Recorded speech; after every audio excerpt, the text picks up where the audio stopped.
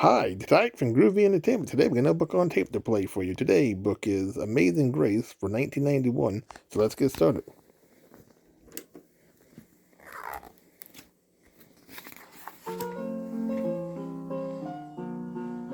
Amazing Grace by Mary Hoffman. Pictures by Caroline Binch. When you hear this sound, it's time to turn the page.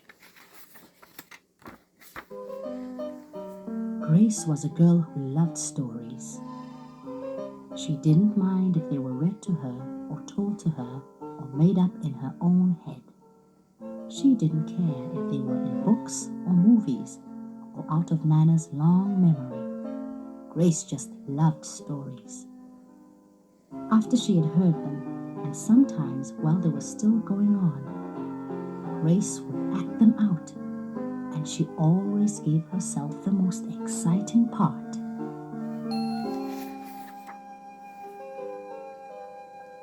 Grace went into battle as Joan of Arc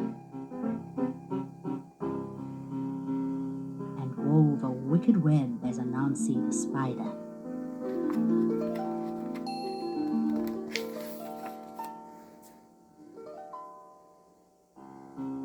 She hid inside the wooden horse at the gates of Troy. She went exploring for lost kingdoms. She sailed the 7 seas with a peg leg and a parrot.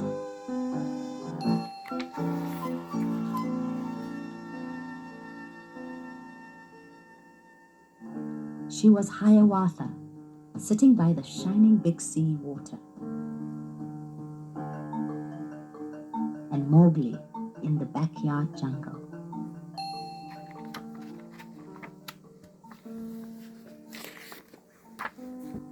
Most of all, Grace loved to act out adventure stories and fairy tales. When there was no one else around, Grace played all the parts herself. She set out to seek her fortune with no companion but her trusty cat, and found a city with streets paved in gold. Or she was Aladdin, rubbing his magic lamp to make the genie appear.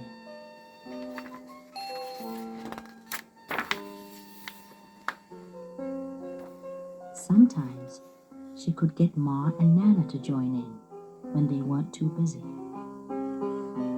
But then she was Dr. Grace, and their lives were in her hands.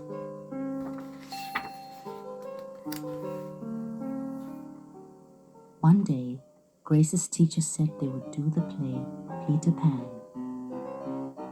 Grace knew who she wanted to be. When she raised her hand, Raj said, "You can't be Peter. That's a boy's name." But Grace kept her hand up. "You can't be Peter Pan," whispered Natalie. "He is in black." But Grace kept her hand up. "All right," said the teacher. "Lots of you want to be Peter Pan, so we'll have auditions next week to choose parts." She gave them words to learn.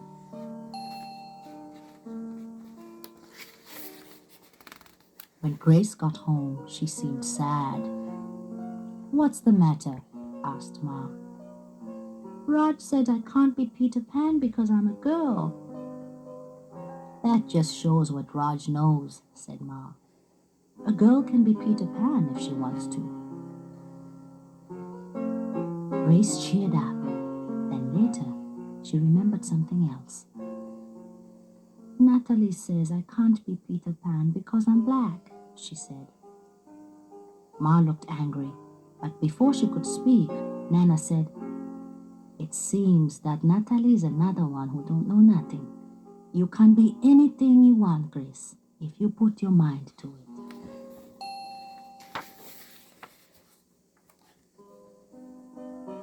On Saturday, Nana told Grace they were going out. In the afternoon, they caught a bus and train into town. Nana took Grace to a grand theater. The sign outside read, "Rosalie Wilkins in Romeo and Juliet," in in sparkling lights. "Are we going to the ballet, Nana?" asked Grace. "We are, honey, but first I want you to look at this picture." Grace looked up and saw a beautiful young ballerina in a tutu. Above the dancer, it said, "Stunning New Juliet."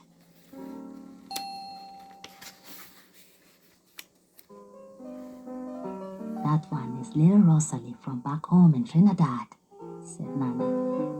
"Our granny and me, we grew up together on the island. She's always asking me, do I want tickets to see her Rosalie dance? So this time I said yes." After the ballet, Grace played the part of Juliet, dancing around her room in her imaginary tutu. "I can be anything I want," she thought.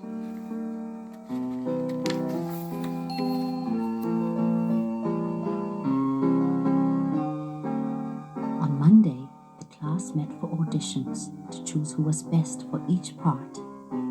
When it was Grace's turn to be Peter, she knew exactly what to do and all the words to say. She had been Peter Pan all weekend.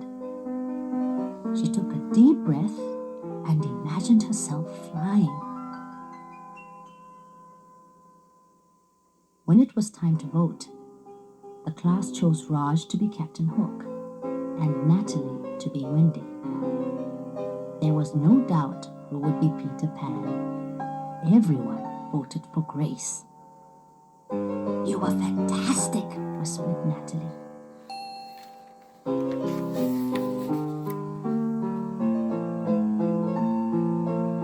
The play was a big success, and Grace was an amazing Peter Pan. After it was all over, she said, "I feel as if I could fly all the way home." "You probably could," said Ma. "Yes," said Nana. "If Grace put her mind to it, she can do anything she wants."